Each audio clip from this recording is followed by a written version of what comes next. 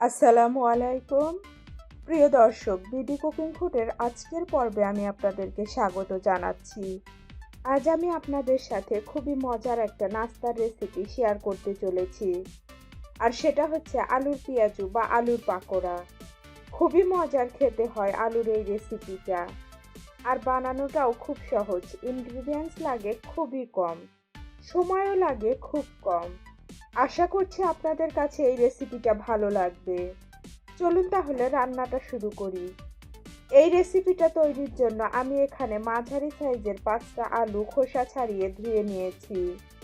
এবার একটা গ্রেটারের ছোট ছিদ্র বিশিষ্ট অংশ দিয়ে আমি এভাবে আলুগুলোকে গ্রেট করে নিচ্ছি।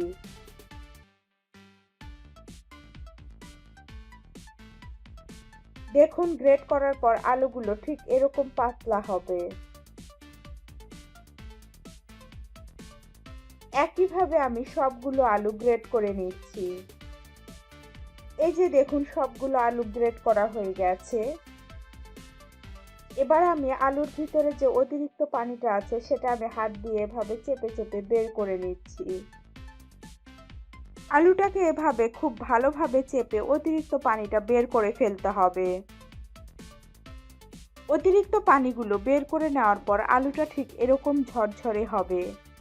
এবার আমি আলুতে দিয়ে দিচ্ছি 1/2 কাপ পরিমাণ পেঁয়াজ কুচি করে কাটা, 2টা কাঁচামরিচ কুচি করে কাটা, সাথে দিয়ে দিচ্ছি রসুন পেস্ট 1 চা চামচ পরিমাণ, জিরা পেস্ট 1 চা চামচ পরিমাণ, আদা পেস্ট 1 চা চামচ পরিমাণ, আরও দিয়ে দিচ্ছি লবণ স্বাদ মতো। এবার দিয়ে দিচ্ছি গুঁড়ো মশলা, ধনিয়ার গুঁড়ো 1 চা চামচ পরিমাণ, লাল মরিচের গুঁড়ো 1/2 চা চামচ পরিমাণ, আর হলুদ গুঁড়ো দিয়ে দিচ্ছি সামান্য পরিমাণ। এবার এগুলোকে ভালোভাবে মেখে মিশিয়ে নিতে হবে।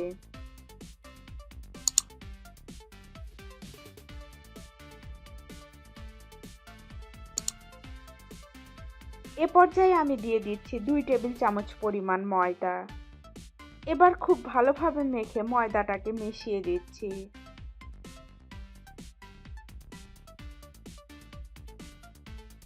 এভাবে খুব ভালোভাবে মাখতে হবে। এখন এই আলুর নাস্তাটাকে একটু ক্রিস্পি করার জন্য দিয়ে দিচ্ছি 1 টেবিল চামচ পরিমাণ চালের গুঁড়া। তারপর একইভাবে মাখিয়ে মিশিয়ে দিতে হবে। চালের গুঁড়াটা যদি আপনাদের কাছে থাকে তবেই অ্যাড করবেন, আর যদি না থাকে তাহলে স্কিপ করেও যেতে পারেন। আমার মিশিয়ে নেওয়া হয়ে গেছে। এবার আমি এগুলোকে ডুবো তেলে ফ্রাই করে নেব। প্যানে আমি তেল গরম বসিয়ে দিয়েছি। তেল গরম হয়ে এলে আমি এভাবে আলুর মিশ্রণটাকে গোল গোল শেপ করে গরম তেলে দিয়ে দিচ্ছি। এ পর্যায়ে চুলার আঁচটা কিন্তু মিডিয়ামে রাখবো। আমি সবসময় তেলটাকে মিডিয়াম আঁচে গরম করে নিই, আর তেলটাকে এভাবে মিডিয়াম আঁচে গরম করে নিলেই ভালো হয়।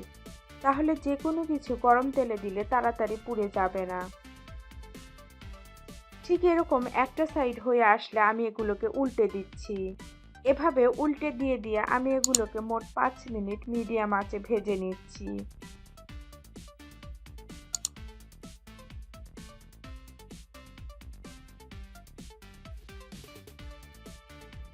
5 মিনিট পর ঠিক যখন এরকম একটা গোল্ডেন কালার হয়ে আসবে তখন আমি এগুলোকে তুলে নিচ্ছি। এটা আপনারা বিকালের নাস্তায় চা আর মুড়ির সঙ্গে সার্ভ করতে পারেন। বাচ্চারা এটা খুবই পছন্দ করে। আমি আশা করছি এটা আপনারা তৈরি করবেন। এটা খেতে সত্যিই খুব মজার হয়। রান্নাটা ভালো লাগলে লাইক দেবেন, আর সবার সঙ্গে খুব বেশি বেশি শেয়ার করবেন প্লিজ। যারা এখনও আমার চ্যানেলটিকে সাবস্ক্রাইব করেননি প্লিজ আমার চ্যানেলটিকে সাবস্ক্রাইব করবেন। সবাইকে অসংখ্য ধন্যবাদ বিডি কুকিং ফুডের পাশে থাকার জন্য। ভালো থাকবেন সবাই।